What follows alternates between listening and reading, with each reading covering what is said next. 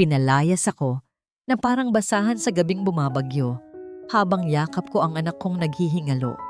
Ang akala nila, tinapos na nila ako. Ang hindi nila alam, ang milyon-milyong pisong ginamit nila para iligtas ang kanilang kumpanya ay galing sa babaeng tinawag nilang walang kwenta. Ngayon, babalik ako. Hindi para magmakaawa, kundi para maningil. Handa na ba silang harapin ang tunay na may-ari ng kanilang buhay? Siguraduhin mong mailalabas mo na ang basura pagkatapos nito, Manang. Masakit na sa mata. Baka mangamoy pa at mandiri ang mga amigo ko. Ang boses ni Doña Mireya ay hindi matinis. Hindi sumisigaw. Ito ay malamig, pino, at puno ng kasuklam-suklam na diin. Tila ba ang bawat pantig ay isang patalim na binalot sa seda. Ngunit hindi siya nakatingin sa basurahan sa kusina. Ang kanyang matatalim na mata na pinalamutian ng mamahaling eyeliner ay nakapako sa akin. Nakaluhod ako noon sa malamig na marmol ng kanilang sala. Sa aking nanginginig na mga kamay ay hawak ko ang isang malambot na basahan at ang kanyang paboritong pares ng Ferragamo na sapatos. May bahagyang putik sa takong nito. Putik na nakuha niya habang naglalakad sa garden kaninang umaga. Dahan-dahan, tila isang sagradong ritual ay pinakikintab ko ang balat ng sapatos. Ang halaga ng pares na ito ay 50,000 piso. Sapat na sana iyon para sa 2 buwang gamot ni Leo. Ang aking anak na ngayon ay nag-aagaw buhay sa kwartong walang aircon sa likod bahay. Pero heto ako, inuubos ang aking hininga sa paglilinis ng bagay na yuyapak lamang ulit sa lupa, habang ang sarili kong anak ay hindi ko man lang maibili ng disenteng inhaler. Napatigil ang aking kamay sa paghagod.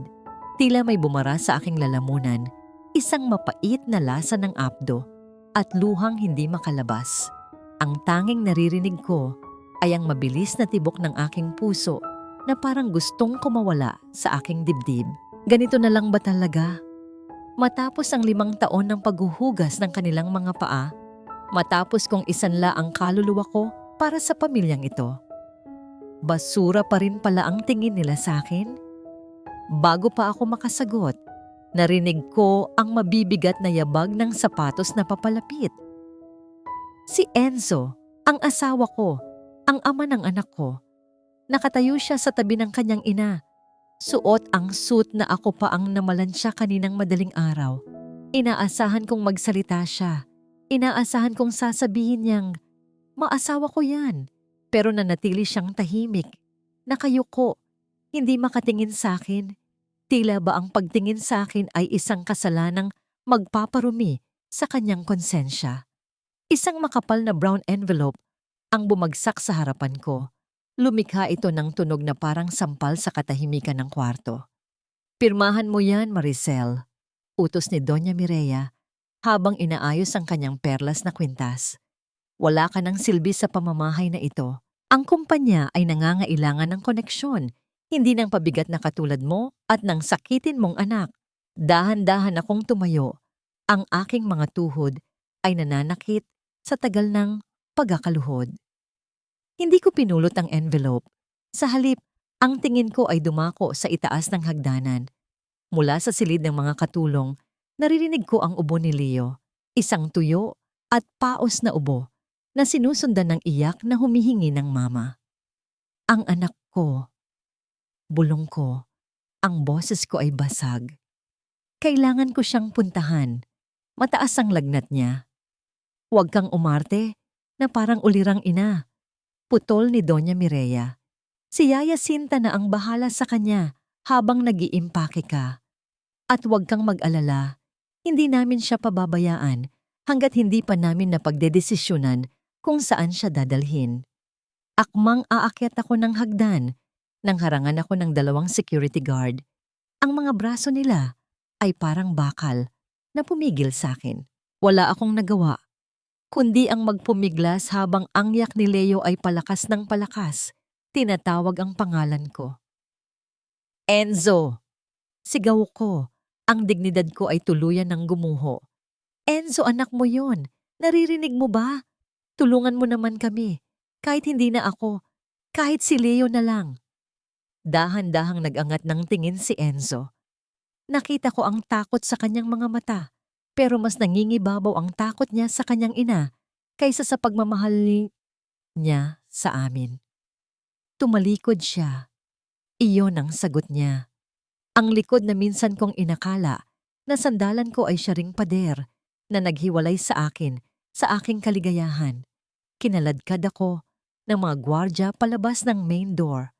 Ang langit ay tila nakikiayon sa aking pagdadalamhati. Bumuhos ang malakas na ulan kasabay ng paghagis nila sa akin sa sementadong daan.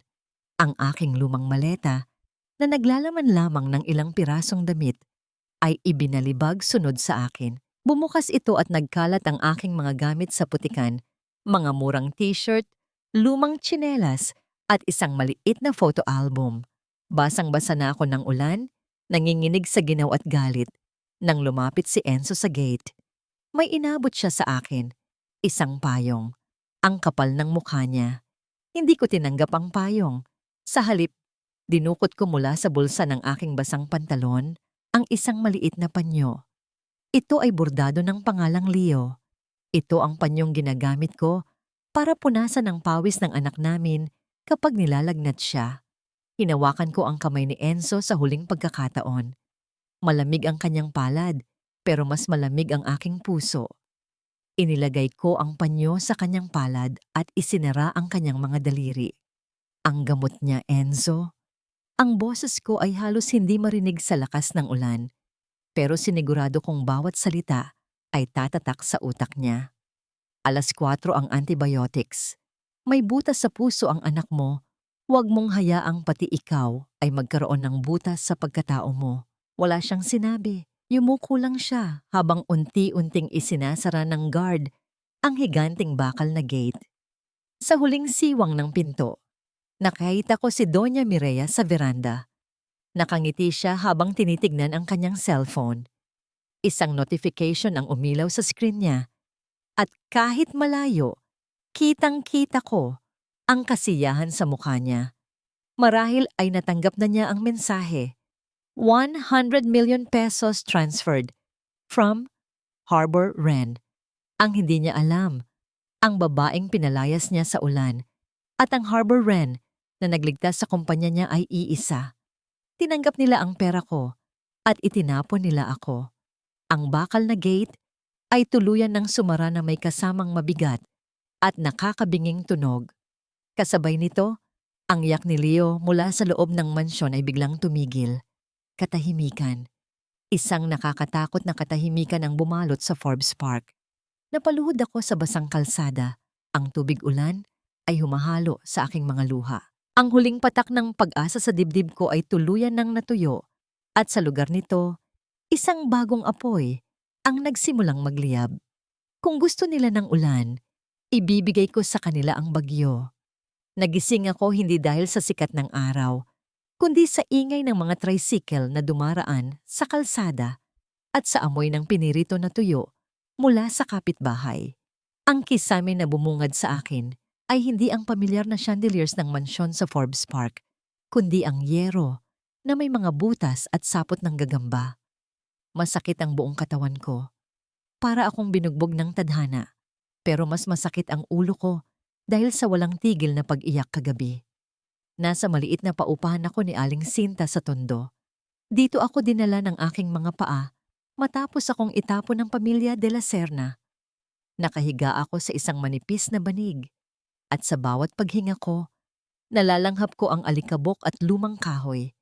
Napakalayo nito sa air-conditioned na kwarto na tinulugan ko sa loob ng 5 taon. Pero sa totoo lang, mas nakakahinga ako rito. Dahil sa mansyon na yon, kahit ang hangin ay may presyo at ang bawat kilos ay may kapalit. Napatingin ako sa aking kaliwang kamay. Wala na ang singsing. Ibinenta ko na yon bago pa man ako palayasin. Pero sapat lang ang halaga niyon para sa ilang linggong gamutan ni Leo noon. Tila bumalik ang aking gunita sa araw na isinuot sa akin ang singsing na yon. Ang araw ng aming kasal. Naalala ko ang lamig ng aircon sa loob ng simbahan, pero mas malamig ang tingin ni Doña Mireya. Sa oras ng pirmahan ng marriage contract, isang makintab na gold-plated na Montblanc pen ang iniabot kay Enzo. Pumirma siya ng may pagmamalaki. Pero nang ako na ang pipirma, inabot sa akin ng abogado nila ang isang mumurahing ballpen na halos mawalan pa ng tinta. Maliit na bagay, oo. Pero iyon ang unang sampal sa akin ng realidad. Sa kontratang ito, hindi ako asawa. Ako ay isang empleyado na walang karapatan sa yaman, sa desisyon at kahit sa respeto. Lucky beggar. Ang narinig kong bulong ng isa sa mga tiyan ni Enzo habang naglalakad ako sa altar. Napapikit ako ng mariin. Pilit na inaalis ang alaalang yon, pero pumasok naman ang isa pa. Isang gabi ng Pasko, 2 taon na ang nakararaan. Suot ko ang isang simpleng bestida na tinahi ko pa gamit ang retaso dahil ayaw akong bigyan ng budget ni Doña Mireya pambili ng damit. Si Beatrice, ang pinsan ni Enzo, ay lumapit sa akin habang may hawak na baso ng red wine. Oops, sorry Sele, hindi kasi kita napansin. Para ka kasing suman sa suot mo. Sabi niya matapos niyang sadyaing itapon ng alak sa puti kong bestida at sa mamahaling carpet ng sala. Ang red wine ay kumalat na parang dugo sa puting tela. Alam kong hindi ako ang may kasalanan, pero ako ang lumuhod. Ako ang kumuha ng basahan. Habang nagkakasiyahan sila, habang tumutugtog ang masayang pamaskong awitin, nasa ilalim ako ng mesa, kinukuskos ang mantsa habang pinipigil ang luha. Nakita yon ni Enzo. Nakita niya kung paano ako tapakan ng pamilya niya. Pero ano ang ginawa niya? Uminom lang siya ng champagne at tumingin sa malayo. Iyon ang gintong kulungan na tinirhan ko. Maganda sa labas, pero sa loob, unti-unti kang pinapatay ng kahihiyan. Nabalik lamang ang diwa ko sa kasalukuyan nang maramdaman ko ang gutom na kumukurot sa tiyan ko. Bumangon ako at kinapa ang bulsa ng aking maong. Inilatag ko ang mga barya sa sahig na kawayan. 20, 50, ilang pirasong piso. Wala pa itong 100 piso. Paano ko maitutuloy ang gamutan ni Leo? Paano ko siya mailalabas sa impyernong iyon kung pamasahe pa lang papuntang Makati ay kulang na ako? May narinig akong mahinang miyaw sa may bintana. Isang pusang payat na halos butot balat na ang nakatingin sa akin. Ang mga mata niya ay parang mata ni Leo kapag nagugutom, malungkot at nagmamakaawa. Kinuha ko ang natitirang piraso ng pandesal sa mesa, ang tangi kong almusal. Hinati ko ito sa 2. Inilagay ko ang kalahati sa bintana. Kain na! Muning! Bulong ko habang pinapanood siyang kumain ng mabilis. Sana may nagpapakain din sa anak ko ngayon. Bumukas ang pinto at pumasok si Aling Sinta. Hingal na hingal siya at ang kanyang mukha ay puno ng pag-aalala. Siya ang dating mayordoma sa mansyon na tinanggal din dahil sa pagkampi sa akin noon. Ang katapatan niya ay hindi nabibili ng salapi. Hija, gising ka na pala. Bungad niya sabay abot ng isang baso ng mainit na kape. Tumawag ako sa dati kong kasamahan sa mansyon. Huwag kang mag-alala. Nakatulog na raw si Leo. Pero ano, Nanay Sinta? Agad akong napahawak sa braso niya. Wala raw balak dalhin ni Doña Mireya ang bata sa ospital kahit sinabi na ng doktor na kailangan ng operasyon. Sabi niya, sayang lang daw ang pera. Sa batang hindi naman daw sigurado kung mabubuhay. Nanlamig ang buong katawan ko. Ang galit na naramdaman ko kahapon ay nagbalik. Mas matindi, mas nakakapaso. Gusto kong sumugod, gusto kong pumatay. Pero alam kong wala akong laban. Wala akong kapangyarihan. Wala akong pera. Sele, malumanay na tawag ni Aling Sinta. May dinukot siya mula sa ilalim ng kanyang lumang aparador. Isang brown envelope na lumana at medyo inaanay na ang gilid. Bago namatay ang tatay mo sa aksidente sa site noon, ipinatago niya ito sa akin. Ang sabi niya, ibibigay ko lang daw ito sa'yo kapag wala ka ng matakbuhan. Kapag sagad ka na. Nanginginig ang kamay kong inabot ang envelope. Ang tatay ko, isang simpleng foreman na namatay dahil sa kapabayaan ng kumpanya ni na Enzo. Akala ko ay wala siyang naipamana sa akin, kundi ang kanyang apelyido at prinsipyo. Dahan-dahan kong binuksan ang envelope. Walang pera sa loob, walang alahas, isang pirasong papel lang na naninilaw na sa kalumaan. Binuklat ko ito, nanlaki ang aking mga mata. Ito ay isang transfer certificate of title, isang titulo ng lupa sa Bohol. Maliit na lupain, nasa liblib na lugar malapit sa dagat, na minana pa ni tatay sa lolo ko. Noon, akala namin ay walang halaga ang lupang ito dahil mabato at malayo sa bayan. Pero napatingin ako sa petsa ng titulo at sa lokasyon. Biglang pumasok sa isip ko ang balitang narinig ko sa radyo kanina habang nakahiga ako. Ang gobyerno ay naghahanap ng lupain sa Bohol para sa isang bagong ecotourism project at ang presyo ng lupa doon ay biglang lumipad pataas. Napatingin ako kay Aling Sinta at sa unang pagkakataon, matapos ang mahabang panahon, may luha na pumatak sa mata ko, hindi dahil sa lungkot, kundi dahil sa pag-asa. Nanay Sinta, nanginginig ang boses ko. Ang lupang ito ang susi. Ito ang bubuhay kay Leo. Hinawakan ko ng mahigpit ang papel. Ito na. Hindi ko ito gagamitin para bumili ng bahay o damit. Gagamitin ko ito para magsimula ng isang digmaan. Isang digmaan na hindi gamit ang dahas, kundi gamit ang perang sasambahin ng mga De La Serna. Kung pera ang Diyos nila, pues magiging demonyo ako na may hawak ng kanilang langit. Kinailangan kong lunukin ang natitira kong dangal para bumalik sa mansyon ng mga De La Serna. Suot ang kupas kong maong at t-shirt. Tumayo ako sa harap ng dambuhalang gate na bakal. Pakiramdam ko ay isa akong pulubi na namamalimos ng barya sa mga taong ninakawan ako ng buhay. Pero para kay Leo, kahit maging pulubi ako, kahit lumuhod ako sa bubog, gagawin ko. Ang doktor sa public hospital ay naging prangka sa akin kanina. Kailangan ni Leo ng operasyon sa puso sa lalong madaling panahon. Ang halaga? 1,000,000 piso. Isang halaga na parang langit na hindi ko kayang abutin, pero barya lang para sa mga taong nasa loob ng bahay na ito. Pinapasok ako ng guard, hindi dahil sa respeto, kundi dahil siguro sa utos ni Doña Mireya na gusto pa akong hiyain sa huling pagkakataon.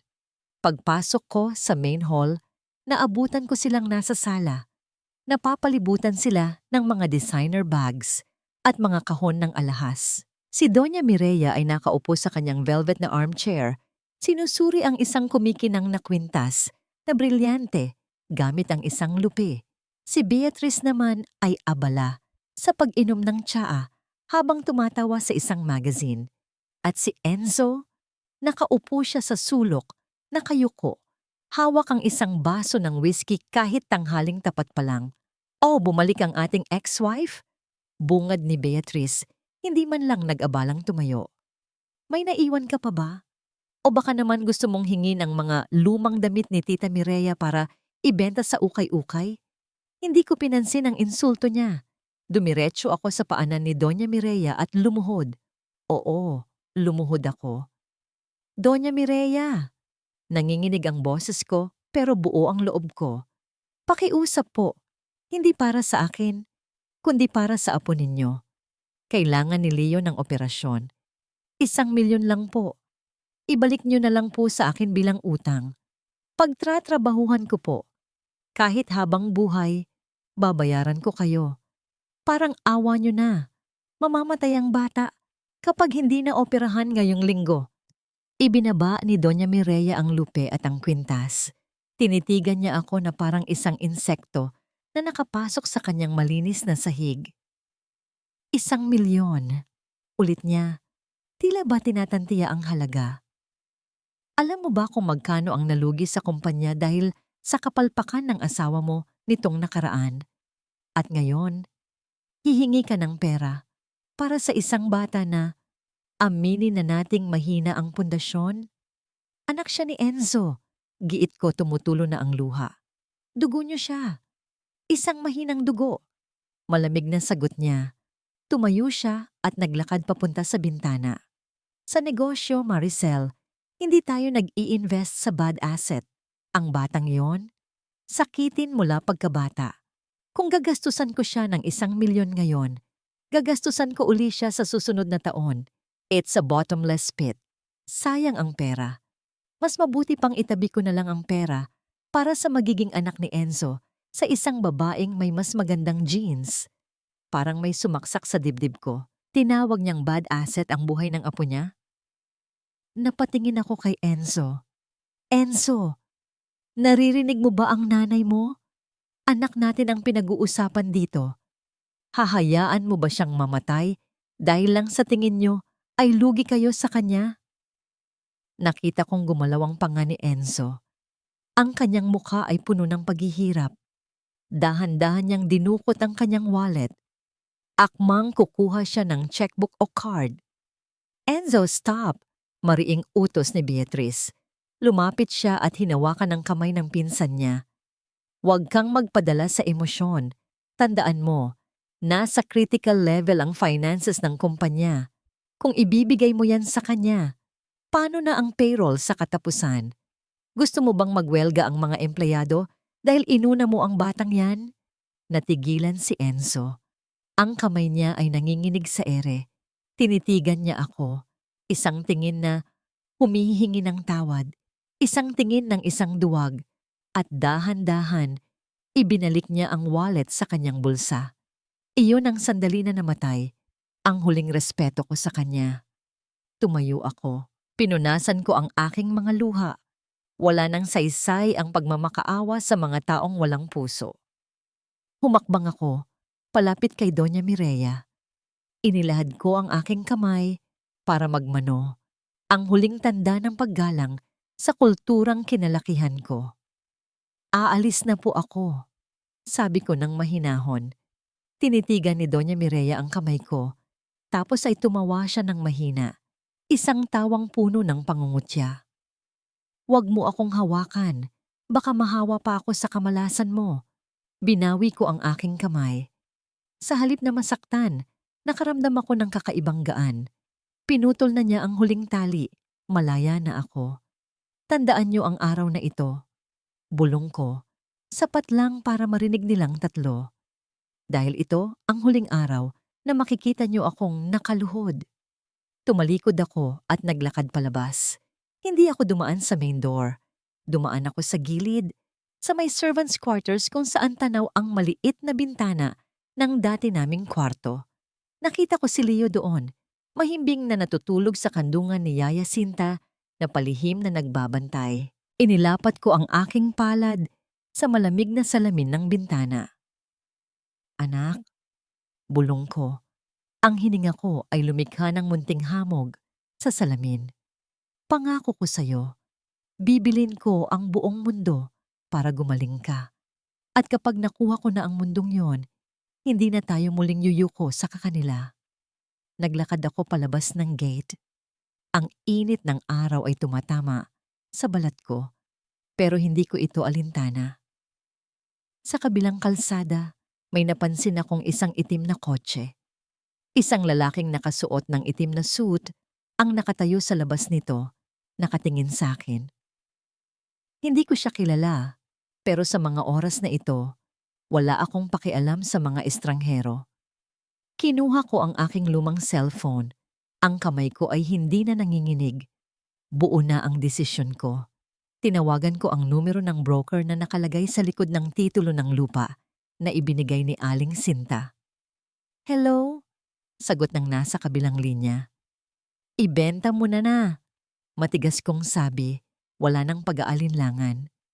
Ibenta mo na ang lupa sa Bohol. Gusto ko ng cash bago matapos ang araw na ito. At huminto ako sandali.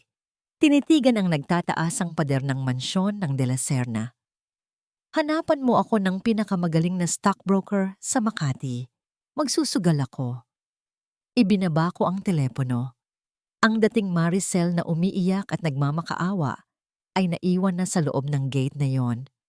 Ang babaeng naglalakad ngayon sa kalsada ay wala ng ibang layunin kundi ang mabuhay at maningil. Ang halaga ng buhay ng anak ko ay hindi matutumbasan ng kanilang brilyante at ipapamukha ko yun sa kanila. Bawat sentimo, bawat patak ng luha. 5 milyon. Iyon ang halagang pumasok sa aking bagong bukas na bank account matapos ibenta ang lupa sa Bohol. Para sa isang taong namumuhay sa gilid ng kalsada, ito ay kayamanan. Pero para sa operasyon ni Leo at sa recovery na kakailanganin niya, kulang pa ito. At higit sa lahat, kung ibibigay ko ito ng diretso kay Enzo, alam kong kukunin lang ito ni Doña Mireya para ibayad sa mga suppliers ng kumpanya at iiwan pa rin kaming mag-ina sa kangkungan. Kailangan ko ng higit pa. Kailangan kong palaguin ang perang ito sa paraang hindi nila inaasahan. Nasa loob ako ng isang maingay at masikip na internet cafe sa kanto ng Tondo. Sa aking kaliwa ay mga batang naglalaro ng online games, sumisigaw ng mga mura. Sa aking kanan, amoy usok ng sigarilyo.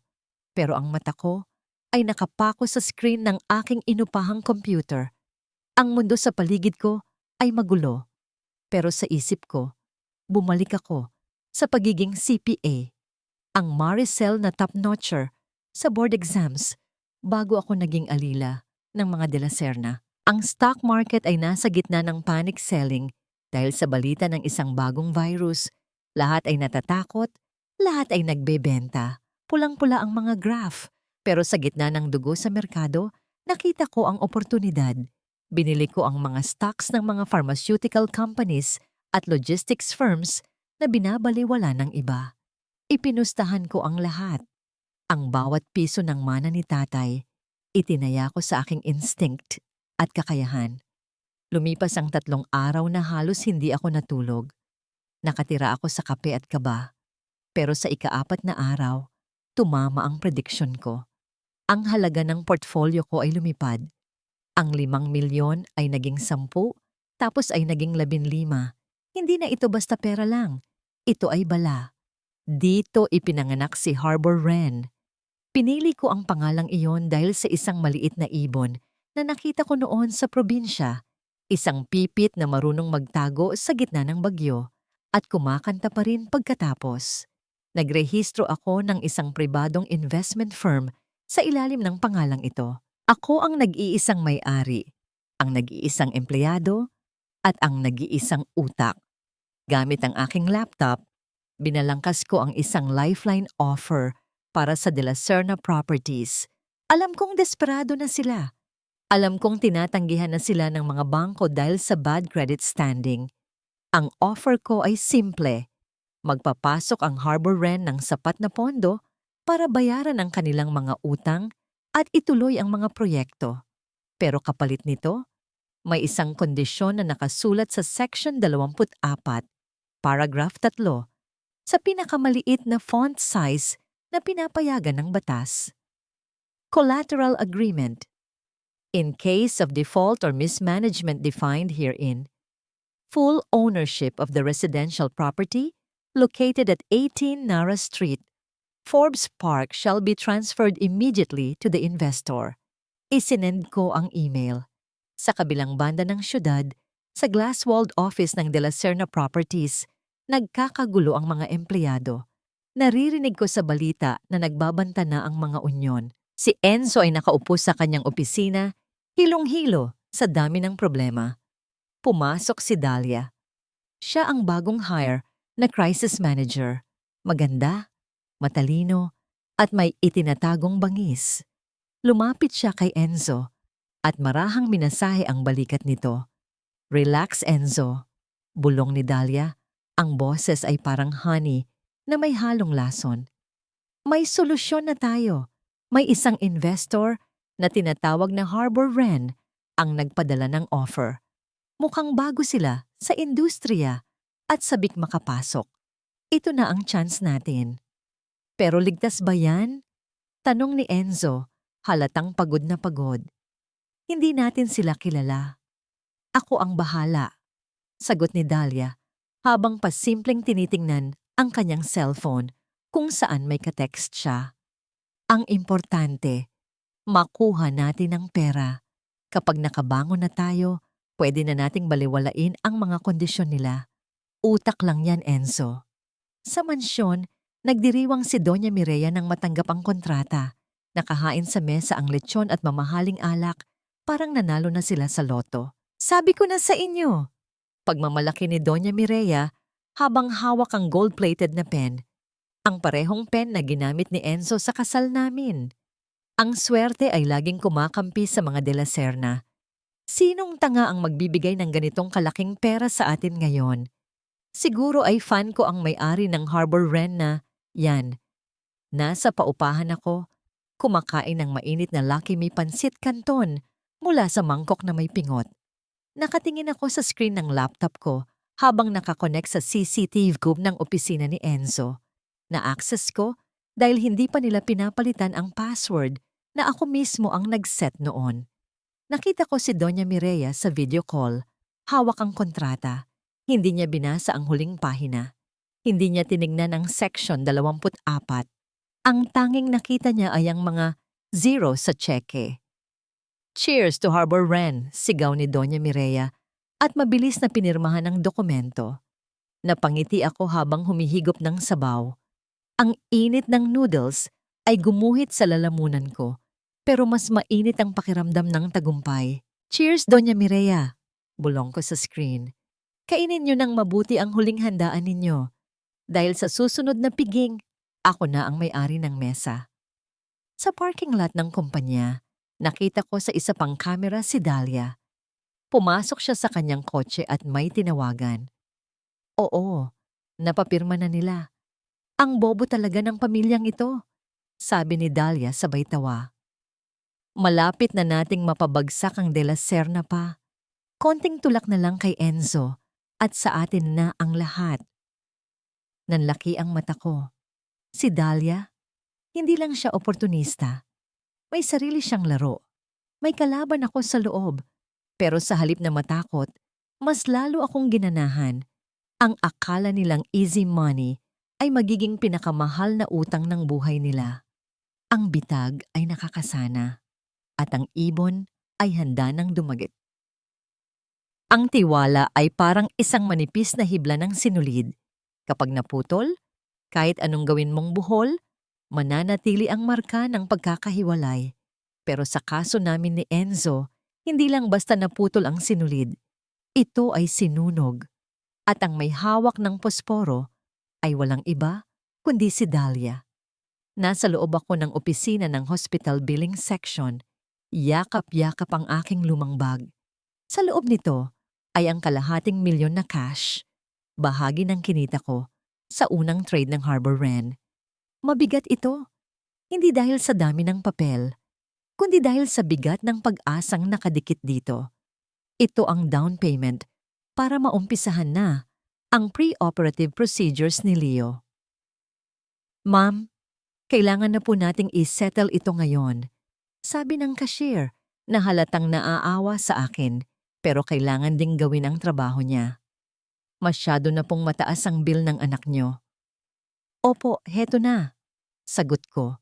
Akmang iaabot ang pera. Nanginginig ang kamay ko sa tuwa. Sa wakas, may magagawa na ako. Biglang bumukas ang pinto ng billing office ng padabog. Ang malakas na tunog ay nagpatigil sa lahat ng tao sa loob. Si Enzo. Hingal na hingal siya. Ang mukha ay pula sa galit.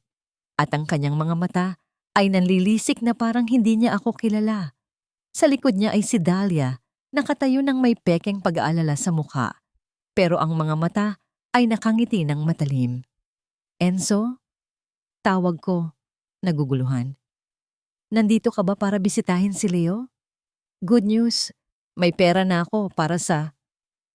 Hindi ko natapos ang sasabihin ko. Mabilis na lumapit si Enzo at hinablot ang pera mula sa kamay ko. Saan mo nakuha to? Sigaw niya. Ang boses ay umalingaw-ngaw sa buong kwarto. Ang mga tao ay nagsimulang magbulungan. Pera ko yan, Enzo. Ibalik mo yan para yan sa anak natin. Sigaw ko pabalik. Pilit inaagaw ang pera. Pero mas malakas siya. Itinulak niya ako palayo, kaya napasandal ako sa counter. Pera mo? Tumawa siya ng mapakla. Inilabas niya ang isang folder na iniabot sa kanya ni Dahlia. Ibinato niya ang mga papel sa mukha ko. Nagkalat ang mga ito sa sahig. Tignan mo yan, Maricel. Akala ko tanga ka lang. Yun pala ahas ka rin. Lumuhod ako para pulutin ang mga papel. Nanlaki ang mata ko sa nakita ko. Mga printed screenshots ng bank transfers at emails.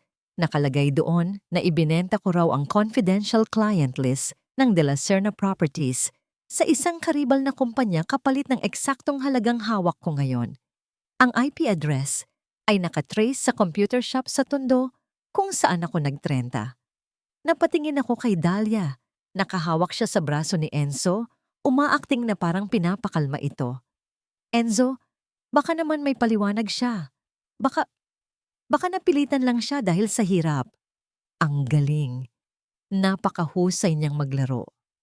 Ginawa niyang ebidensya ang totoo kong lokasyon para suportahan ang kasinungalingan niya. Hindi totoo yan. Depensa ko, tumutulo na ang luha sa galit. Enzo, kilala mo ako. Hindi ako magnanakaw. Ang perang hawak mo ay galing sa natigilan ako. Hindi ko pwedeng sabihin na galing ito sa Harbor Wren. Kapag nalaman nilang ako ang investor, pwede nilang ipawalang bisa ang kontrata dahil sa conflict of interest bago pa man ma-execute ang collateral. Masisira ang plano. Mawawalan ako ng alas. Galing saan? Hamon ni Enzo, lumalapit sa akin. Galing sa pagbebenta ng kinabukasan ng kumpanya? Galing sa pagtraidor sa pamilyang nagpakain sa'yo? Galing yan sa diskarte ko. Sagot ko. Ibenta ko man ang kaluluwa ko. Wala akong pakialam. Basta mabuhay lang ang anak ko. Ibalik mo yan. Akmang aagawin ko ulit ang pera nang dumapo ang palad ni Enzo sa pisngi ko. Isang malakas at mabilis na hampas. Hindi ito kasing lakas ng suntok, pero ang sakit ay tumagos hanggang sa buto. Ang tunog ng sampal ay nagpatahimik sa buong billing section. Napahawak ako sa pisngi ko, hindi makapaniwala. Si Enzo, ang lalaking nangako sa altar na proprotektahan ako, ay sinaktan ako sa harap ng maraming tao dahil sa isang kasinungalingan. Wala kang karapatan sa perang ito. Madiing sabi ni Enzo, ang boses ay nanginginig din. Ibabalik ko ito sa kumpanya. Ito ang kabayaran sa ginawa mo. Papatayin mo ang anak mo. Bulong ko, nakatingin ng diretso sa mata niya. Kung kukunin mo yan, parang ikaw na rin ang bumunot ng saksakan ng life support niya. Nag-alinlangan si Enzo sandali. Tumingin siya sa pera, tapos sa akin. Nakita ko ang saglit na pagtatalo sa isip niya, pero bumulong si Dahlia sa tenga niya. Enzo, kapag hindi natin naibalik ang nawawalang pondo ngayon, kakasuhan tayo ng board members. Makukulong ka. At kapag nakulong ka, sino ang mag-aalaga kay Leo? Naniwala siya. Ang duwag kong asawa ay naniwala sa demonyo. Tumalikod siya at nagsimulang maglakad palayo. Tangay ang pag-asa ng anak ko. Enzo, huwag!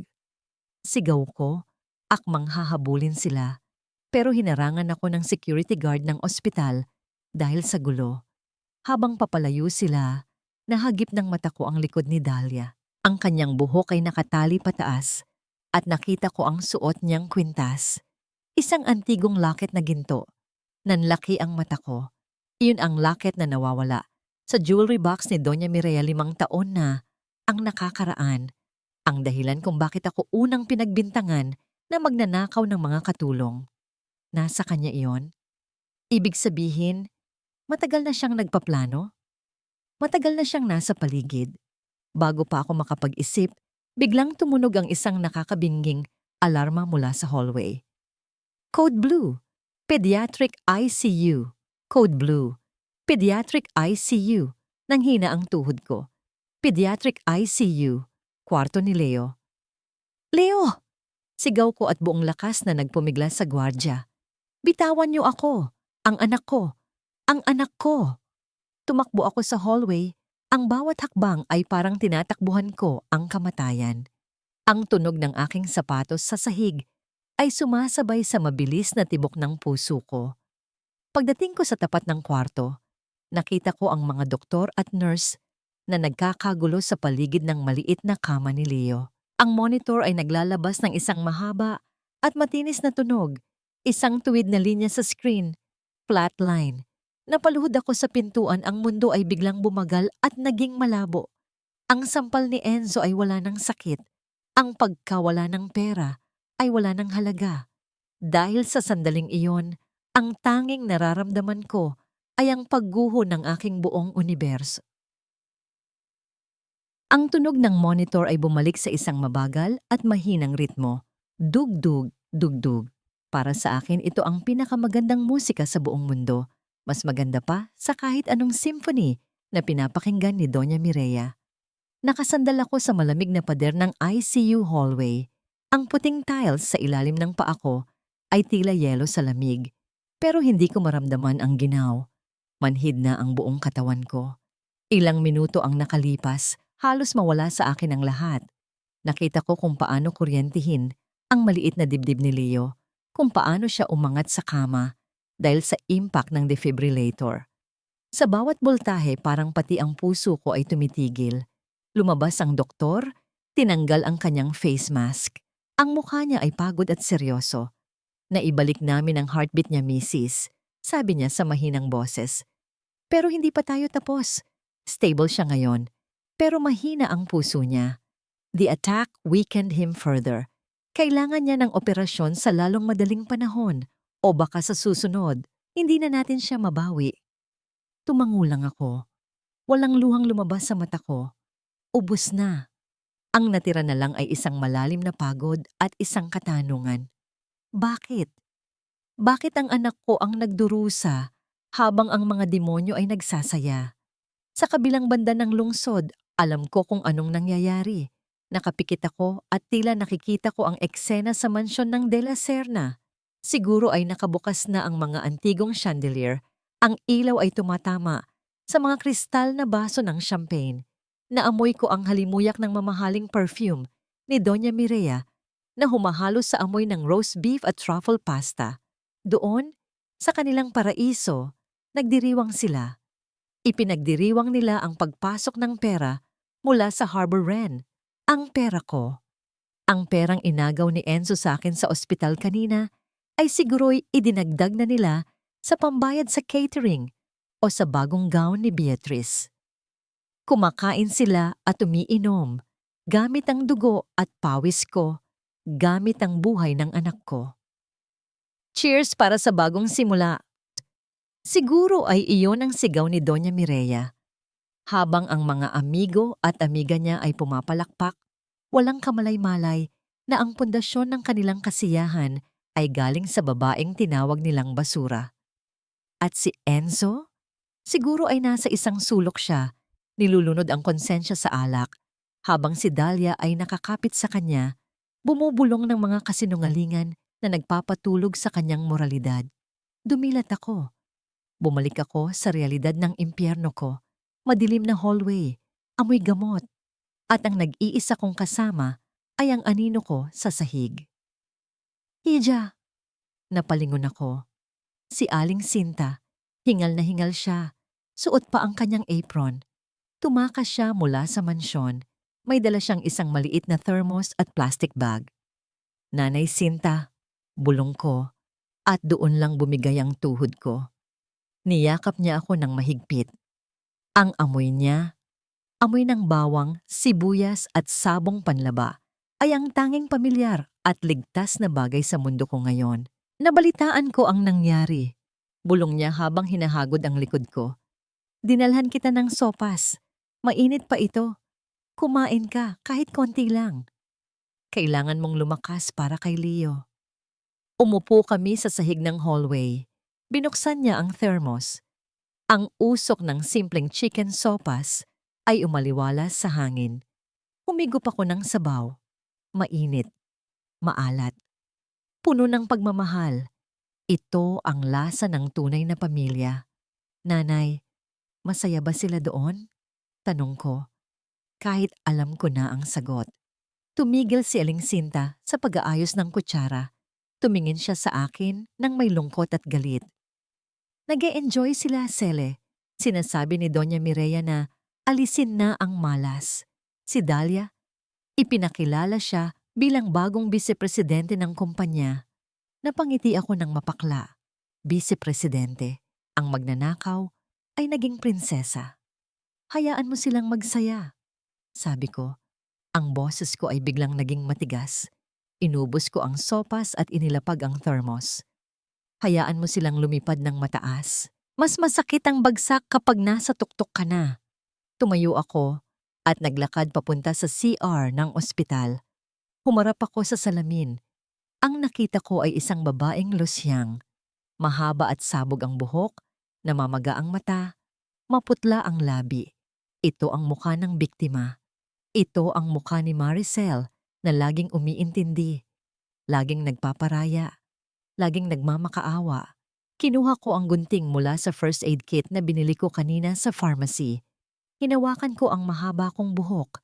Ang buhok na gustong-gusto ni Enzo noon dahil mukha daw akong disente. Tinitigan ko ang sarili ko sa mata. Paalam, Sele. Bulong ko. Gupit. Isang mahabang hibla ng buhok ang nahulog sa lababo. Gupit. Bawat tunog ng gunting ay parang pagputol ng kadena. Pinutol ko ang alaala ng pagiging mabuting asawa. Pinutol ko ang pagiging masunuring manugang. Pinutol ko ang pagiging mahina. Nang matapos ako, ang buhok ko ay hanggang balikat na lang. Matalim ang pagkakakat, hindi pantay pero astig. Ang babaeng nakatingin sa akin sa salamin ay hindi na mukhang losyang. Mukha na siyang handang pumatay. Kinuha ko ang aking cellphone. Tinawagan ko ang numero ng attorney. De Villa ang abogado na hinayre ko para sa Harbor Rend. Attorney, bungad ko. Ang boses ko ay wala ng bahid ng panginginig. Handa na ba ang lahat? Yes, ma'am. Sagot ng abogado. Sa kabilang linya, ang pondo ay na-release na sa De La Serna Properties. Technically, hawak na nila ang pera. Ang collateral clause ay active na simula ngayong gabi. Good. Sagot ko habang pinapahid ang lipstick na pula sa aking labi. Ang kulay na ipinagbawal ni Doña Mireya sa akin noon. Bantayan mo ang bawat galaw nila. Hayaan mong gastusin nila ang pera sa mga walang kwentang bagay. Hayaan mong malasing sila sa tagumpay. At ma'am, dagdag ng abogado, may good news ako. Dahil sa pagtaas ng value ng portfolio mo kahapon, may excess funds tayo na hindi kasama sa deal. Sapat na ito para sa operasyon ng anak mo sa private wing. Napahawak ako sa dibdib ko. Sa wakas, i-transfer mo agad sa ospital. Ngayon din, utos ko. At attorney, maghanda ka. Sa susunod na buwan, maniningil na tayo. Pinatay ko ang tawag. Tumingin ako sa salamin sa huling pagkakataon. Ang bagyo ay hindi sa labas. Ang bagyo ay ako. At papunta na ako sa kanila. Lumipas ang 6 na buwan. Mabilis, parang isang iglap. Pero sa loob ng 6 na buwang iyon, parang dumaan ako sa isang dekada ng pagbabago. Nakatayo ako sa harap ng floor-to-ceiling glass window ng aking bagong opisina sa Makati. Mula rito, tanaw ko ang buong syudad, ang mga gusaling kumikinang sa ilalim ng araw, ang mga kotseng parang langgam sa liit. Dati, isa lang ako sa mga langgam na yon, nagmamadali, natatakot maapakan. Ngayon, ako na ang nakatingin mula sa itaas. Ang amoy ng bagong timplang Arabica coffee ay humahalo sa amoy ng mamahaling leather ng aking opisina. Wala na ang amoy ng estero ng tondo. Wala na ang amoy ng lumang paupahan. Pero hinding-hindi ko kakalimutan ang mga amoy na yon dahil iyon ang nagpapaalala sa akin kung bakit ako naririto. Ma'am Sele, tawag ni Attorney De Villa mula sa intercom. Ang boses niya ay formal at may halong paggalang, bagay na hindi ko narinig noon sa mansyon. Nasa linya po ang report galing sa private investigator natin Sa loob ng De La Serna Properties. Ipasok mo. Sagot ko habang humihigop ng kape. Bumukas ang pinto at pumasok si attorney, dala ang isang makapal na folder. Inilatag niya ang mga litrato at dokumento sa aking mahogany desk. Tinignan ko ang mga litrato. Si Doña Mireya, nakasuot ng bagong gown, nakikipag-cheers sa mga kaibigan sa isang high-end restaurant. Si Beatrice, may bagong sports car. At si Enzo, mukhang pagod, payat, pero nakasuot pa rin ng mamahaling suit.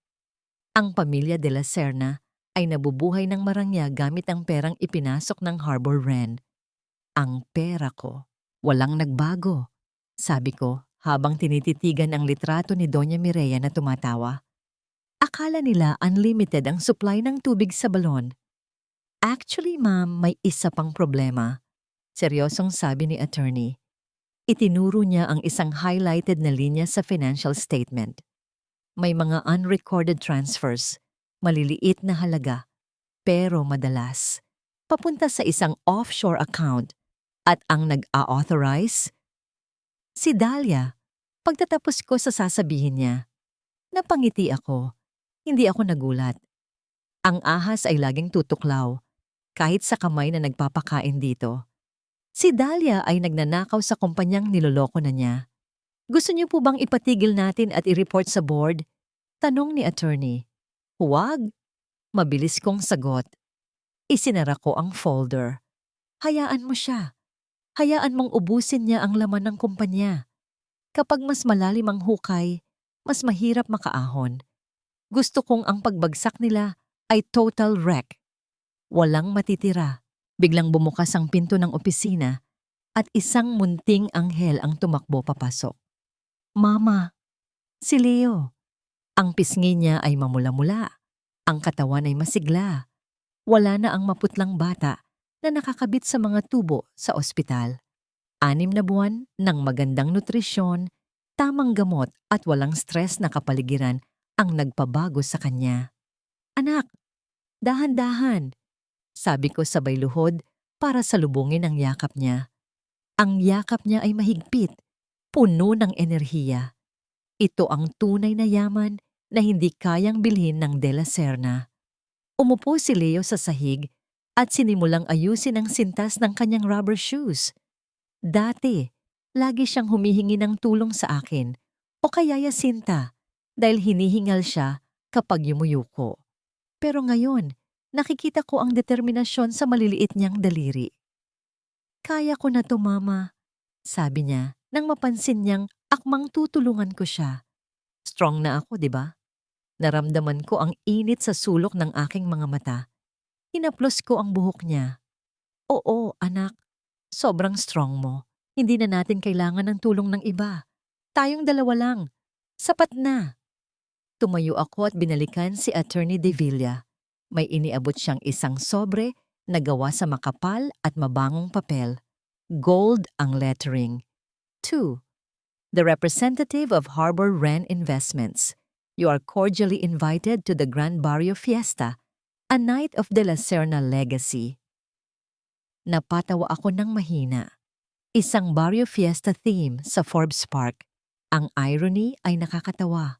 Gusto nilang magpanggap na makabayan na konektado sa masa habang namumuhay sa Ivory Tower at iniimbita nila ang kanilang tagapagligtas, ang Harbor Wren, na walang kamalay-malay na ang taong darating ay ang taong pinalayas nila. Pupunta ba tayo, ma'am? Tanong ni attorney. Siyempre, sagot ko. Hindi kumpleto ang fiesta kung walang lechon at kung walang sorpresa. Hapon na nang magpunta ako sa pinakasikat na couturier sa Manila. Kilala ang designer na ito sa paggawa ng mga damit ng mga first lady at mga reyna ng kagandahan. Mrs. Alvarado, anong kulay ang gusto mo para sa event? Tanong ng designer habang sinusukat ang bewang ko. Pumikit ako at naalala ang boses ni Doña Mireya noon. Maricel, huwag kang magsusuot ng pula. Masyadong matapang, masyadong agaw atensyon. Ang pula ay para lang sa mga babaeng may gustong patunayan. Ang mga katulong at ang mga mahihina, dapat pastel lang. Dapat blend in lang sa wallpaper. 5 taon akong nagsuot ng beige, puti, at gray. 5 taon akong naging wallpaper. Dumilat ako at tumingin sa salamin. Ang babaeng nakikita ko ngayon ay hindi na blend in. Ang babaeng ito ay handa ng sunugin ang wallpaper. Red? Madiin kong sabi. Blood red. Gusto ko ng modernong terno. Butterfly sleeves. Yung matalas tignan. Yung tipong kapag pumasok ako sa kwarto, titigil ang paghinga nila. Ngumiti ang designer. Nakuha niya ang ibig kong sabihin. Ilang araw ang lumipas at dumating ang araw ng fiesta. Nasa harap ako ng full-length mirror sa aking kwarto. Suot ko ang pulang terno. Ang tela ay yumayakap sa aking katawan ng perpekto, nagpapakita ng kurba na matagal kong itinago sa ilalim ng maluluwag na t-shirt. Ang butterfly sleeves ay nakataas ng may dignidad. Parang mga pakpak ng isang agila na handang dumagit. Ang mukha ko ay hindi na maamo. Ang makeup ko ay fierce, matatalim na contour, at ang labi ko ay kaingang pula ng aking damit. Wala na si Maricel na lucky beggar. Wala na si Maricel na martyr wife. Hinawakan ko ang aking clutch bag kung saan nakatago ang mga dokumento ng transfer of ownership. Handa na po ang sasakyan, ma'am, sabi ni Attorney De Villa mula sa pinto. Tumingin ako sa refleksyon ko sa huling pagkakataon. Tara na, bulong ko sa sarili ko.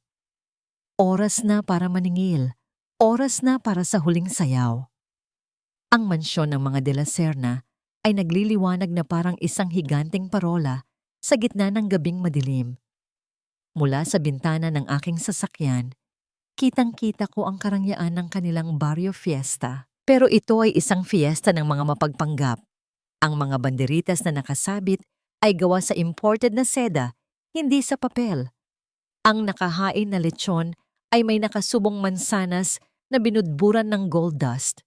Ang mga bisita ay nakasuot ng mga barong at Filipiniana na nagkakahalaga ng higit pa sa taunang kita ng isang karaniwang pamilya. Gusto nilang magmukhang makabayan, pero ang totoo, pinandidirian nila ang alikabok ng tunay na baryo. Bumukas ang automatic gate nang ipakita ng driver ko ang imbitasyon ng Harbor Wren. Pumasok ang aming itim na luxury sedan sa driveway, humahawi sa dagat ng mga bisita. Mama, ang daming tao. Bulong ni Leo sa tabi ko. Ang suot niyang barong Tagalog ay bagong tabas at ang buhok niya ay maayos na nakagel. Hawak niya ang kamay ko ng mahigpit. Huwag kang matakot, anak. Sagot ko habang inaayos ang kwelyo niya. Bisita tayo ngayon. At sa bahay na ito, ang bisita ang hari. Di huminto ang sasakyan sa tapat mismo ng grand entrance kung saan nakalatag ang red carpet. Ang valet ay mabilis na lumapit para buksan ang pinto. Una kong ibinaba ang aking paa. Ang suot kong sapatos ay isang pares ng pulang stilettos na may takong nakasing talim ng punyal. Paglabas ko ng kotse, ang hangin ay tila tumigil sa pag-ihip. Tumayo ako ng tuwid. Ang aking pulang terno ay kumikinang sa ilalim ng mga Capiz lights. Ang butterfly sleeves nito ay nagbibigay sa akin ng tindig ng isang reyna. At ang kulay pula, ang kulay ng dugo, ng galit, at ng pag-ibig ay sumisigaw ng rebellion sa gitna ng dagat ng mga pastel at beige na suot ng ibang bisita. Dahan-dahang humina ang musika. Ang mga tawanan ay napalitan ng mga bulungan. Isa-isang lumingon ang mga ulo. Nakita ko ang pagkunot ng kanilang mga noo. Sinusubukan nilang kilalanin ang babaeng nasa harapan nila. Pamilyar ang mukha pero hindi ang aura, hindi ang yaman, hindi ang kapangyarihan. Hinawakan ko ang kamay ni Leo at sabay kaming naglakad paakyat sa hagdan. Ang bawat tapak ng takong ko sa marmol ay umaalingaw-ngaw. Parang countdown ng isang bomba. Sa gitna ng bulwagan, nakita ko sila. Si Enzo, hawak ang isang baso ng wine, ay napatigil sa pakikipag-usap. Nang magtama ang aming mga mata, nabitawan niya ang baso. Ang tunog ng pagkabasag ng kristal ay bumasag din sa katahimikan ng buong lugar. Ang pulang alak ay kumalat sa sahig, parang mantsa ng nakaraan. Namutla siya, parang nakakita ng multo. Si Dahlia, na nakakapit sa braso ni Enzo na parang linta, ay nanlaki ang mga mata. Ang suot niyang gown ay maganda, pero sa tabi ng suot ko, nagmukha itong mumurahin. Nakita ko ang takot sa mukha niya, ang takot ng isang magnanakaw na nahuli sa akto. At si Doña Mireya. Nakaupo siya sa kanyang trono, sa gitna, napapalibutan ng mga amiga. Dahan-dahan siyang tumayo. Ang kanyang mukha ay pinaghalong gulat at matinding inis. Sino yan? Narinig kong tanong ng isang bisita. Siya ba ang representative ng Harbor Wren? Teka, parang si Maricel yan. Sagot ng isa pa. Yung dating asawa ni Enzo. Yung pinalayas? Impossible. Mukha siyang hampas lupa noon. Tignan mo ang babaeng yan. Mukhang siya ang may-ari ng lugar. Nakarating kami sa gitna ng dance floor. Huminto ako 5 metro mula kay Doña Mireya. Mama, mahinang tawag ni Leo. Nakatingin siya kay Enzo. Nakita kong gusto niyang tumakbo palapit sa kanyang ama. Ito ang sandaling kinatatakutan ko. Ang sandaling manaig ang puso ng bata. Humigpit ang hawak ko sa kamay niya. Lumuhod ako ng bahagya para magpantay kami, hindi alintana ang tingin ng daan-daang tao. Leo, bulong ko, nakatingin sa kanyang mga mata. Tignan mo ako. Huwag kang titingin sa kanila. Tayo ang magkakampi, di ba? Strong tayo. Huwag kang yuyuko. Tumango si Leo at tumayo ng tuwid. Hindi siya tumakbo kay Enzo, na natili siya sa tabi ko. Iyon ang aking golden moment. Ang anak ko ay pumili na. Well, bumasag ang boses ni Beatrice mula sa gilid. Lumapit siya, hawak ang kanyang pamaypay na may ngiting mapanguyam. Look who crawled back from the gutter. Maricel? Ano to? Nag-gate crash ka ba? O baka naman hired ka as entertainer ngayong gabi? Nagtawanan ng ilang mga kaibigan niya, pero ang tawa ay pilit at ninenerbiyos. Hindi ako sumagot. Tinitigan ko lang siya mula ulo hanggang paa, at pagkatapos ay nilagpasan ko siya ng tingin na parang hangin lang siya. Humarap ako kay Doña Mireya. Magandang gabi, Doña Mireya, bati ko. Ang boses ko ay kalmado, malinaw, at umaabot sa bawat sulok ng mansyon. Salamat sa mainit na pagsalubong. Bagay na bagay sa iyo ang tema ng fiesta. Puno ng maskara at pagbabalat kayo. Namula ang mukha ni Doña Mireya sa galit. Nanginginig ang kanyang mga labi. Ang kapal ng mukha mong tumapak dito. Sigaw niya na wala na ang kanyang pino at eleganteng postura. Matapos mong sirain ang pamilya namin, babalik ka dito na parang kung sino kang donya. At suot mo pa ang kulay na ipinagbawal ko sa pamamahay na ito. Lumapit siya, akmang duduruin ako. Guards! Sigaw ni Doña Mireya. Security! Ilabas ang basurang ito. Kaladkarin niyo siya palabas ng gate. At siguraduhin niyong hindi na makakatapak ulit ang mag-inang yan sa Forbes Park. Mabilis na tumakbo ang 3 security guards palapit sa amin. Nakita ko ang takot sa mata ni Leo, pero hindi ako gumalaw. Hindi ako kumurap. Nanatili akong nakatayo, nakataas ang noo, habang papalapit ang mga kamay na gustong humawak sa akin. Subukan ninyo akong hawakan. Hamon ko sa mga gwardya. Ang boses ko ay mababa, pero mapanganib. Ma'am, sumama na po kayo. Huwag na po tayong mag-iskandalo. Sabi ng head ng security, akmang hahawakan ang braso ko. Stop! Isang malakas na boses ng lalaki ang umalingaw-ngaw mula sa entrada. Si Attorney De Villa. Naglakad siya palapit sa gitna. Hawak ang isang itim na briefcase. Ang kanyang presensya ay nagpatigil sa mga gwardya. Sino ka naman? Mataray na tanong ni Beatrice. Ako si Attorney De Villa. Pakilala niya habang inaayos ang kanyang salamin. Legal counsel ng Harbor Wren Investments. Lumiwanag ang mukha ni Doña Mireya. Ah, attorney. Mabuti at nandito ka. Ikaw ang representative. Pakisabi sa kliyente niyo na pasensya na sa gulo. May nakapasok kasing magnanakaw at dating katulong. We are handling it. Tumawa ako ng mahina. Isang tawa na puno ng awa at tagumpay. Hindi siya ang representative, Mireya. Sabi ko, tinatanggal ang Donya sa tawag ko sa kanya. Siya ang abogado ko. Natigilan si Donya Mireya. Ano? Naglakad ako ng isang hakbang palapit sa kanya. Ako ang Harbor Wren, deklara ko. Ang bawat salita ay parang bombang sumabog sa gitna ng bulwagan. Ako ang nagpondo sa kumpanya nyo. Ako ang nagbayad ng mga utang nyo. At ako, tinuro ko ang sahig na tinatapakan ko, yang may-ari ng bahay na ito. Humarap si Attorney De Villa sa mga gwardya na nakapalibot sa akin. Manong guard, sabi ni Attorney nang may autoridad. Tama ang utos ng matanda. May ilalabas kayong basura ngayong gabi, pero hindi si Ma'am Maricel ang palalabasin nyo. Binuksan ni Attorney ang briefcase at inilabas ang titulo ng lupa na may pangalan ko. You are evicting the owner, sabi ni Attorney kay Donya Mireya. Ngayon, Donya, sino ang tunay na bisita? Ang katahimikan sa loob ng mansyon ay mas mabigat pa sa mga kristal na chandelier na nakasabit sa kisame. Walang gumagalaw, walang humihinga. Ang mga bisita na kanina lang ay nagbubulungan tungkol sa aking kahaangang loob ay ngayon ay nakanganga sa gulat. Naghihintay kung totoo ang sinabi ng abogado. Kalokohan, basag ni Donya Mireya sa katahimikan. Ang kanyang boses ay matinis. Pilit na tinatakpan ang panginginig ng kanyang mga tuhod. Isa itong malaking kalokohan. Paano magiging sayo ang bahay na ito? Isa ka lang hampas lupa na pinulot ng anak ko. Humarap si Attorney De Villa sa mga bisita.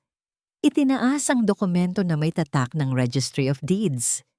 Ayon sa kasunduan ng pautang na nilagdaan ninyo bilang chairperson ng De La Serna Properties, paliwanag ni attorney sa boses na parang nagbabasa ng hatol ng kamatayan, ang Harbor Wren Investments ay nagbigay ng 500 milyong piso para bayaran ang mga utang ng kumpanya.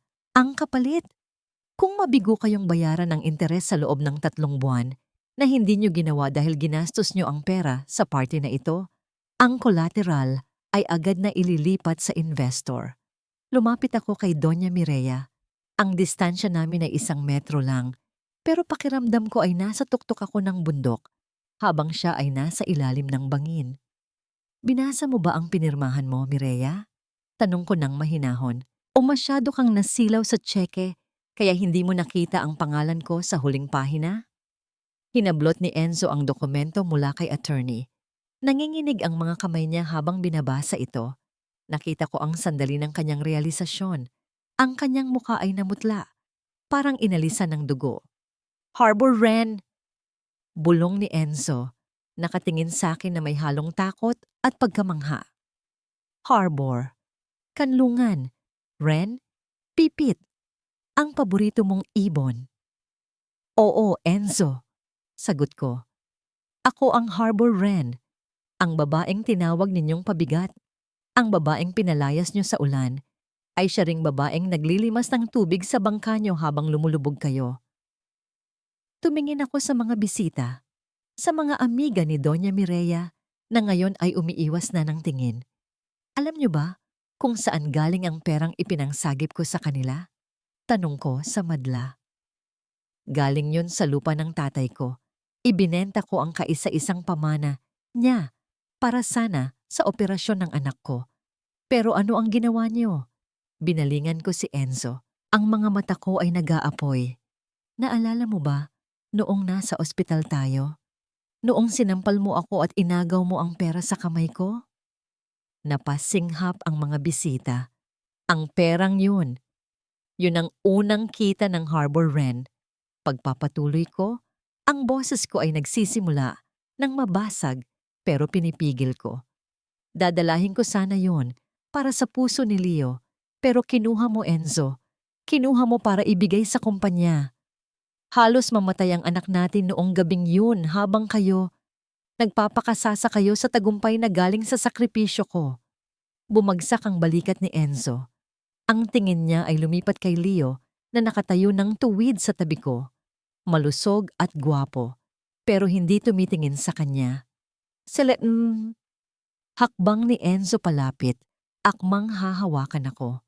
Babe, Hindi ko alam. I'm sorry. Don't. Madin kong sabi. Wala kang karapatang tawagin akong babe. At lalong wala kang karapatang humingi ng tawad ngayon lang dahil nalaman mong ako ang may hawak ng leeg nyo. Si Doña Mireya ay biglang humawak sa dibdib niya. Ang puso ko. Ang puso ko. Umakto siyang hihimatayin. Umaasang kukuha ng simpatya. Sinalo siya ni Beatrice. Tita! Tita! Gumising ka! Sigaw ni Beatrice. Tumingin siya sa akin ng masama. Tignan mo ang ginawa mo. Papatayin mo ba siya? Tumawa ako ng mahina. Huwag kang umarte, Mireya. Sabi ko ng walang emosyon. Walang sakit sa puso ang pamilya nyo. Ang meron kayo. Sakit sa bulsa at sakit sa ugali. At Beatrice, huwag kang magmalinis, mamimilinis. Alam ko kung saan na nanggaling ang pambili mo ng sasakyan. Galing yun sa kickback sa construction supplies, hindi ba? Namutla si Beatrice at natahimik. Sa gitna ng kaguluhan, may isang tao na tahimik na dahan-dahang umaatras papunta sa exit. Si Dahlia. Saan ka pupunta, Miss VP? Tawag ko. Napatigil si Dahlia. Humarap siya sa akin, ang kanyang nangiti ay peke at nanginginig. Well, Sele. Congratulations, sabi niya. Pilit na pinapakalma ang boses. Mukhang panalo ka na. Aalis na ako para bigyan kayo ng privacy ng pamilya mo. Pamilya? Tinaasan ko siya ng kilay. Hindi ka aalis, Dahlia, dahil may mga bisita kang naghihintay sa laba. Sumenyas ako kay Attorney De Villa. Binuksan niya ang pinto ng main entrance. Pumasok ang 2 pulis at mga ahente ng NBI. Dahlia Cruz, basa ng pulis sa warrant. Inaaresto ka sa salang qualified theft at corporate espionage. Nanlaki ang mga mata ni Dahlia. Wala akong ginawa. Wala kayong ebidensya. Meron, sagot ko. Itinataas ang aking cellphone. Hinayaan kitang magnakaw, Dahlia. Sa loob ng 6 na buwan, nakita ko ang bawat transfer mo sa offshore account. Hinayaan kong ibaon mo ang sarili mo. Akala mo niloloko mo kami? Ako ang naglatag ng chessboard. Napatingin si Dahlia kay Enzo, humihingi ng tulong. Pero si Enzo ay nakayuko, wasak na wasak sa katotohanan na ang babaeng ipinalit niya sa asawa niya ay isa palang kriminal. Doon nagbago ang mukha ni Dahlia. Nawala ang ganda, nawala ang poise. Ang natira ay ang mukha ng isang desperadong hayop na nasukol sa sulok. Tumawa siya. Isang tawa na nakakabaliw. Oo, ninakawan ko kayo. Sigaw niya, ang laway ay tumatalsik. Pero kulang pa yon. Kulang pa yon kabayaran sa ginawa ng pamilyang ito sa tatay ko. Tinuro niya si Doña Mireya na ngayon ay nakatayo na, gulat na gulat. Ikaw matanda ka, sigaw ni Dahlia. Dinamay mo ang negosyo ng tatay ko noon. Dahil sa'yo, nagpakamatay siya.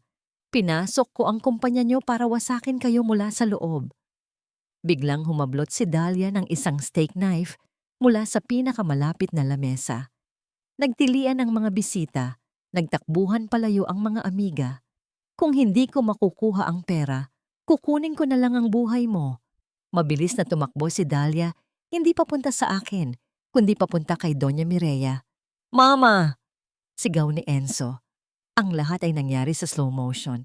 Ang pagtakbo ni Dahlia, ang pagnganga ni Doña Mireya sa takot, ang pagharang ni Enzo, at ang pagkinang ng patalim sa ilalim ng chandelier. Sinalubong ni Enzo ang saksak. Shluk. Isang tunog na hindi ko kailanman makakalimutan. Ang tunog ng bakal na bumaon sa laman. Tumigil ang mundo. Napahawak si Enzo sa kanyang tiyan. Ang kanyang puting barong ay dahan-dahang namantsahan ng pula. Mas matingkad kaysa sa wine kanina. Mas matingkad kaysa sa suot ko.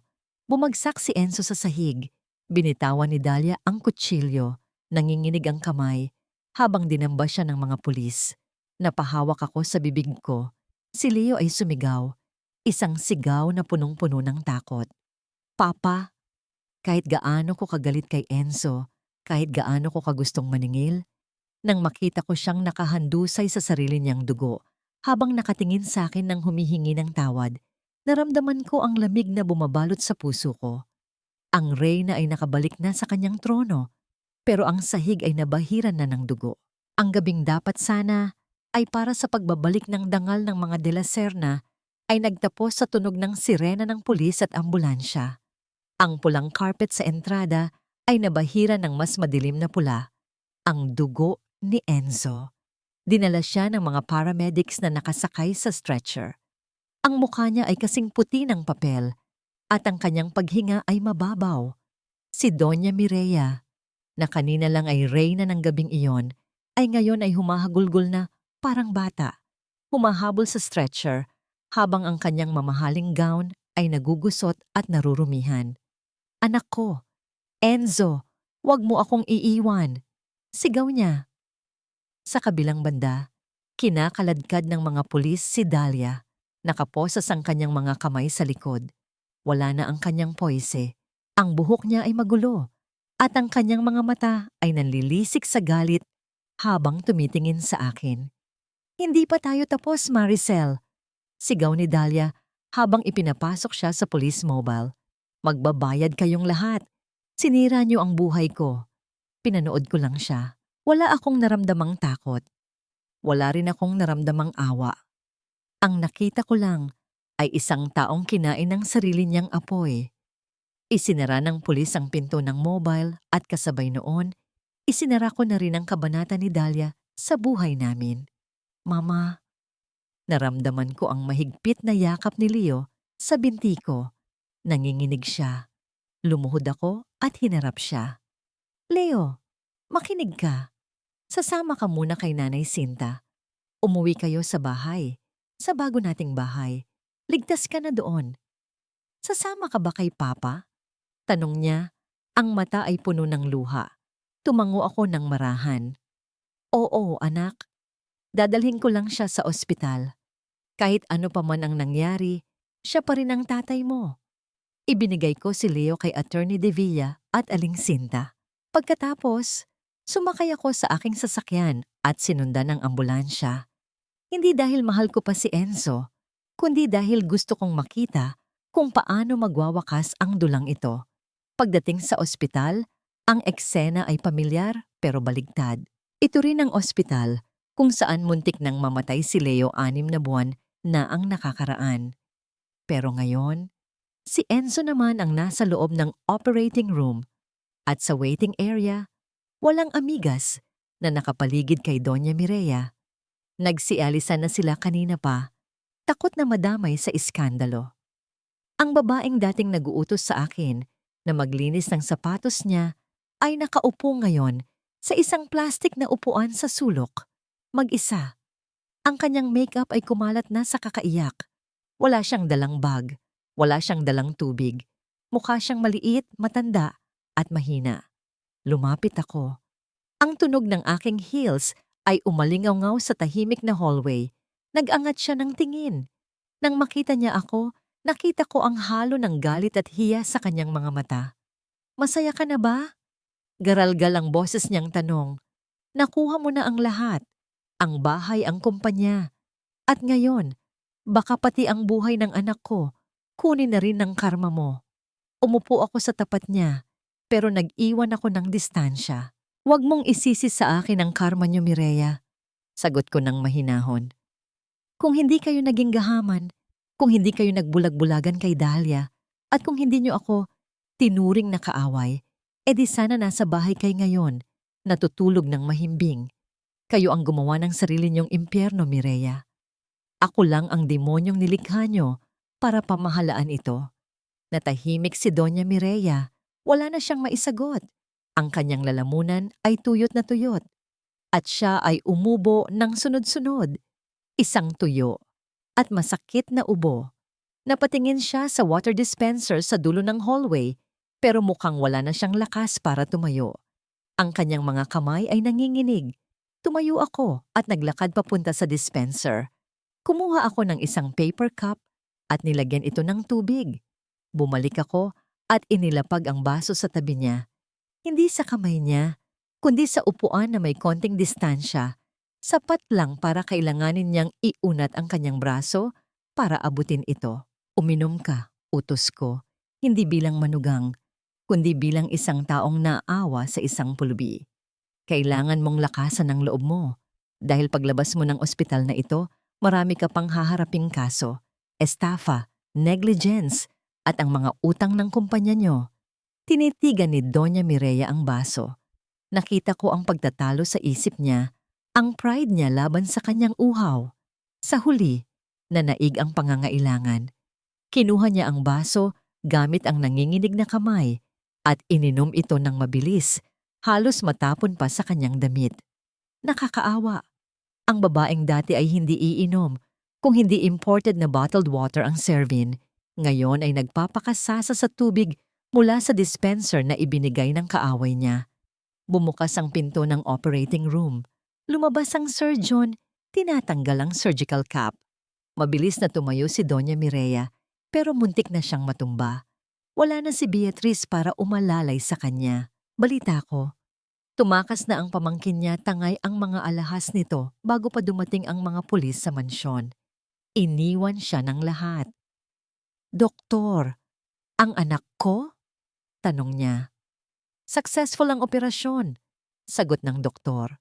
Nakatawid na siya sa kritikal na kondisyon, pero may damage ang atay niya dahil sa saksak at dahil na rin sa excessive alcohol consumption niya nitong mga nakaraang buwan. Matagal ang magiging recovery niya. Kakailanganin niya ng mamahaling maintenance at therapy. Napahagulgol si Doña Mireya sa tuwa at lungkot. Buhay ang anak niya, pero paano nila babayaran ang lahat?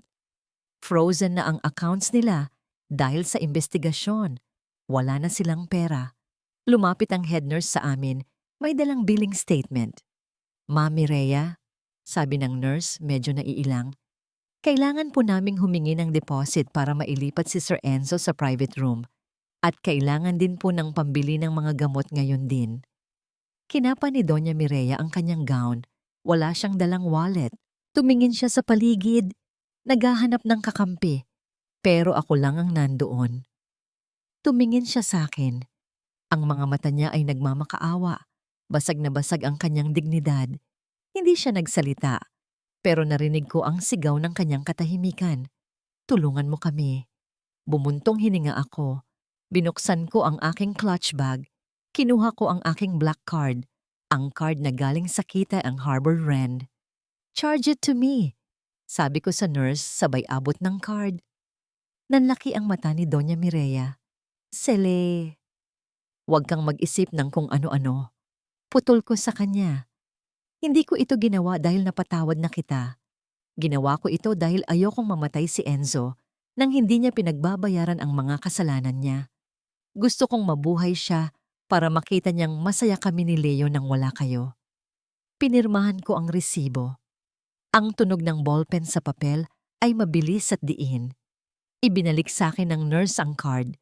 Humarap ako kay Doña Mireya sa huling pagkakataon. "Bayad na ang buhay niya," sabi ko ng malamig. "Bayad na rin ako sa utang na loob ko sa pamilyang ito.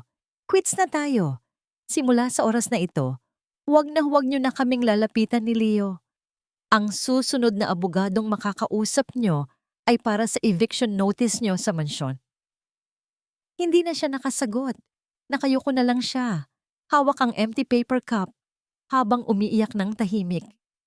Tumalikod ako at naglakad palabas ng ospital. Ang hangin sa labas ay malamig, pero napakasarap sa pakiramdam. Maluwag ang dibdib ko. Wala nang galit, wala nang bigat. Natapos na ang bagyo. At sa wakas, ako na ang may-ari ng sarili kong langit. 1 buwan na ang nakalipas mula noong gabing iyon. Ang mga sugat ni Enzo ay naghilom na sa balat, pero alam kong ang sugat sa kanyang pagkatao ay habang buhay na magnanaknak. Nasa bago kong opisina ako sa Makati nang dumating siya. Hindi na siya ang Enzo na nakilala ko noon, yung mayabang, laging nakataas ang noo, at amoy mamahaling kolon. Ang lalaking nakaupo sa tapat ko ngayon ay payat. Medyo kubaang tayo dahil sa sakit ng tahi sa tiyan at suot ang isang simpleng polo na halatang luma na. Wala na siyang kotse. Nag-grab lang daw siya papunta dito. Sele, panimula niya. Ang boses niya ay mahina. Parang takot basagin ang katahimikan ng kwarto. Salamat sa pagbayad ng bill sa ospital. Ibabalik ko yon. Naghahanap na ako ng trabaho. Kahit ano, papasukan ko. Tumango ako habang nilalaro ang hawak kong ballpen. Mabuti naman. Kailangan mong magsimula ulit. Tinitigan niya ako. Sa mga mata niya, nakita ko ang isang pamilyar na kislap. Ang kislap ng pag-asa. At iyon ang kailangan kong patayin ngayon. Babe, Sele, pagtatama niya agad. Pwede pa ba? Pwede pa ba tayong magsimula ulit? Wala na si Dahlia. Wala na kaming pera. Wala nang makikialam sa atin. Tayo na lang. Ikaw, ako at si Leo. Pangako, babawi ako. Magiging ama ako na nararapat para sa inyo. Inabot niya ang kamay ko sa ibabaw ng mesa. Malamig ang kamay niya. Dati, ang hawak na ito ay nagbibigay sa akin ng kilig. Ngayon, para na lang itong hawak ng isang estranghero. Dahan-dahan kong inalis ang kamay ko. Binuksan ko ang drawer ng aking mesa at inilabas ang isang maliit na velvet box. Binuksan ko ito at inilapag sa harap niya. Sa loob ay ang aking wedding ring. Ang sing-sing na tinubos ko mula sa pawn shop nung nakaraang linggo, hindi para suotin ulit, kundi para ibalik. Enzo, sabi ko ng malumanay, ang Maricel na nagmahal sa'yo, namatay na siya noong gabing pinalayas mo siya sa ulan. Ang kaharap mo ngayon ay ibang tao na. Isang taong buo na. Kahit wala ka. Pero mahal pa rin kita. Giit niya, nangingilid ang luha. Hindi sapat ang pagmamahal, Enzo. Sagot ko. Kailangan ng respeto. Kailangan ng paninindigan. At sa 5 taon nating pagsasama, napatunayan mong wala ka noon. Pinatawad na kita. Pinatawad ko na ang nanay mo. Pero ang pagpapatawad ay para sa ikatatahimik ko, hindi para sa pagbabalikan natin. Tumulo ang luha niya. Yumuko siya, ang kanyang balikat ay umaalog sa tahimik na pag-iyak. Ito ang paghuhukom ko. Hindi galit, kundi kawalan. Umuwi ka na, sabi ko. Hinihintay ka ng nanay mo sa nilipatan niyong apartment. Kailangan ka niya ngayon, higit kailanman. Tumayo siya, bitbit ang bigat ng pagsisisi na dadalhin niya habang buhay. Kinuha niya ang sing-sing, isinilid sa bulsa, at lumabas ng pinto na nang hindi na lumilingon. Kinahapunan, pumunta ako sa Forbes Park. Ito ang huling araw ng palugit na ibinigay ko kay Doña Mireya para lisanin ang mansyon. Gusto kong siguraduhin na maayos ang lahat bago simulan ang renovation para sa foundation. Pagdating ko, nakita ko si Doña Mireya sa driveway. Wala na ang mga katulong, wala na ang mga driver. Siya na lang mag-isa ang nagbubuhat ng huling kahon ng kanyang mga gamit papasok sa isang lumang taxi. Nakasuot siya ng simpleng duster. Ang buhok niya ay puti na, hindi na nakakulay. Nang makita niya ako, tumigil siya. Inakala ko na sisigawan niya ako o susumpain, pero pagod na siya. Pagod na siya. Nakalimutan ko ito, sabi niya, sabay abot sa akin ng isang susi. Ito ang master key ng mansyon. Ingatan mo ang bahay. Diyan lumaki ang asawa ko at ang anak ko. Tinanggap ko ang susi. Gagamitin ko ang bahay na ito para sa tama, Mireya. Maraming tutulungan ang mga pader na ito. Sumakay na siya sa taxi. Bago sumara ang pinto, tumingin siya sa bintana, kung saan nakadungaw si Leo mula sa aking sasakyan. Kumaway si Leo ng alanganin. Ngumiti si Doña Mireya, isang malungkot at mapait na ngiti, at kumaway pabalik. Iyon ang una at huling beses na nakita ko siyang ngumiti sa apo niya nang walang halong panghuhusga. Umalis ang taxi at naiwan ako sa tapat ng higanting gate. Binuksan ko ang pinto ng mansyon. Ang loob ay tahimik. Wala na ang mga mamahaling painting. Wala na ang mga kasangkapan. Ang natira na lang ay ang malawak na espasyo at ang alikabok na sumasayaw sa sikat ng araw na tumatagos sa bintana. Naglakad ako sa gitna ng sala.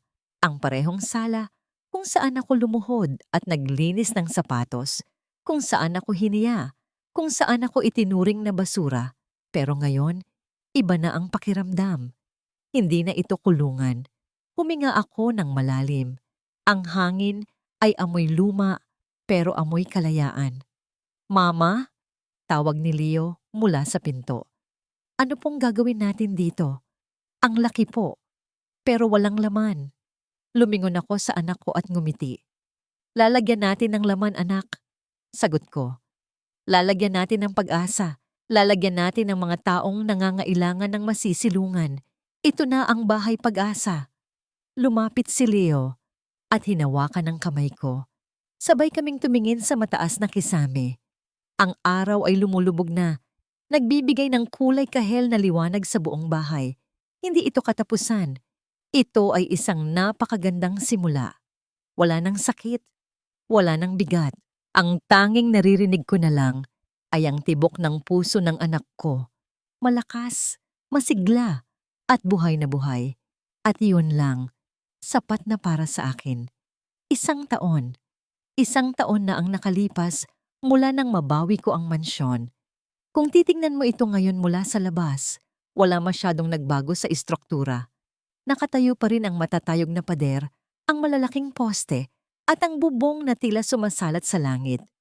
Pero kung lalapit ka, mapapansin mo ang pinakamahalagang pagbabago. Ang gate ay nakabukas. Hindi na ito nakasarado para sa iilan.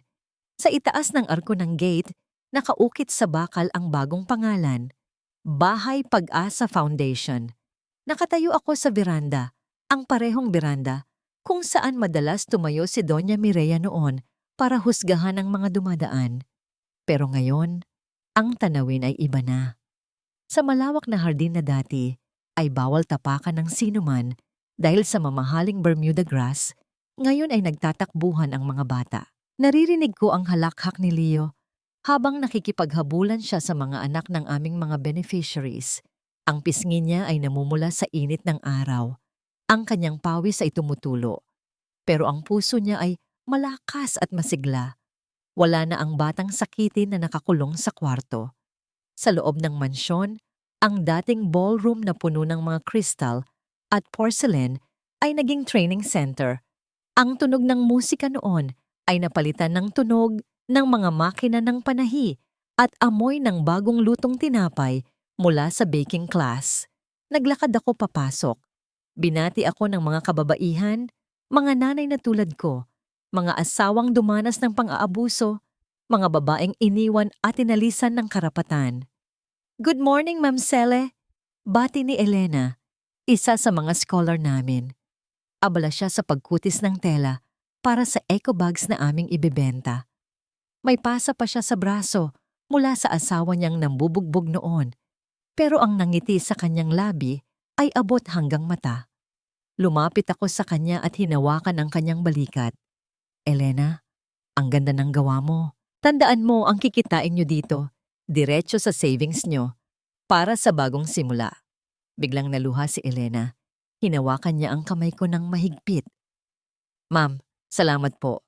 Kung hindi dahil sa inyo, baka nasa kalsada pa rin kami ng mga anak ko. Baka patay na ako ngayon. Binigyan niyo kami ng pag-asa. Umiling ako at tinignan siya sa mata.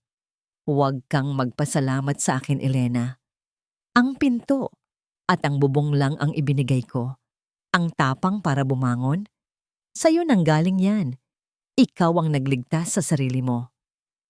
Nagpatuloy ako sa paglalakad papunta sa aking opisina, ang dating library ni Enzo. Dito, kung saan dati ay nagtatago siya para uminom ng alak, ngayon ay puno ng mga plano, blueprints at financial reports para sa foundation. Umupo ako sa swivel chair at tumingin sa labas ng bintana.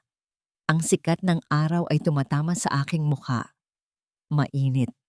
Masarap sa pakiramdam. Naalala ko ang Maricel na pinalayas sa ulan.